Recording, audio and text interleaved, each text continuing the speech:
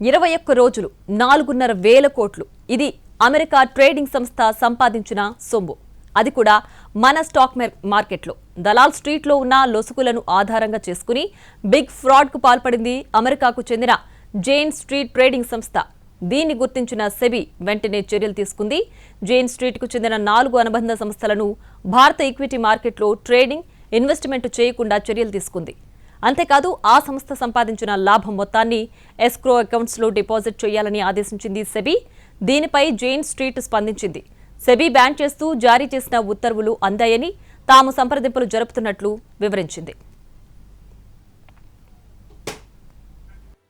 Jain street సంస్థ 45 దేశాల్లో trading నిర్వహిస్తూ ఉంటుంది. 3,000 మందికి పైగా సిబ్బందితో గ్లోబల్ ట్రేడింగ్ చేస్తుంది. స్టాక్ మార్కెట్లోని లొసుగులను గుర్తించి అక్రమ పద్ధతుల్లో ట్రేడింగ్ చేసింది. ట్రేడింగ్ పొజిషన్ల సూచీల దిశ, గమనాన్ని మార్చి 1,000 కోట్లు ఆర్జించినట్లు తేల్చింది సెబీ. ఇందుకోసం ఆ సంస్థ 2 వ్యూహాలు పన్నినట్లు గుర్తించింది. మార్పింగ్ పంప్, ఆఫ్టర్నూన్ డంప్ అంటే ఉదయం ప్రముఖ సంస్థల స్టాక్స్, ఫ్యూచర్స్ ను భారీగా కొనుగోలు చేస్తుంది. అదే రోజు ఉదయం బ్యాంక్ నిఫ్టీ సూచీని ఆప్షన్స్ మార్కెట్లో సేల్ చేస్తుంది. మధ్యాహ్నం బ్యాంక్ నిఫ్టీలోని కంపెనీల స్టాక్, ఫ్యూచర్స్ ని దూకుడుగా అమ్మేస్తుంది.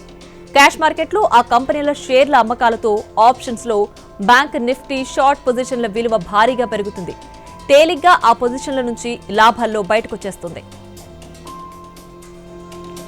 ప్లాన్ 2లో ఆప్షన్స్ ఎక్స్పైరీ రోజుల్లో మ్యానిపులేషన్. ఆప్షన్స్ కాంట్రాక్టుల చివరి రోజున మార్కెట్ ముగిసే సమయంలో భారీ ట్రేడ్లు చేసి సూచీలను తమకు అనుకూలంగా మార్చుకుంటుంది. దీనివల్ల వారి ఆప్షన్స్ పొజిషన్స్ నుంచి భారీ లాభాలు పొందేవారు. అదెలా అంటే, జైన్ స్ట్రీట్ కు సంబంధించిన మరో 4 సంస్థలున్నాయి. ఒక సంస్థ క్యాష్, ఫ్యూచర్ మార్కెట్లో ఆర్డర్లు పెట్టడం, లావాదేవీలు చేయడం చేస్తుంటే, అదే సమయంలో మరో సంస్థ ఆప్షన్స్ మార్కెట్లో దానికి అనుగుణంగా కార్యకలాపాలను నిర్వహిస్తుంది. చివరి 2 గంటల్లో నిఫ్టీ సూచీలో కీలకమైన షేర్లను పెద్ద మొత్తంలో కొనుగోలు చేస్తుంది.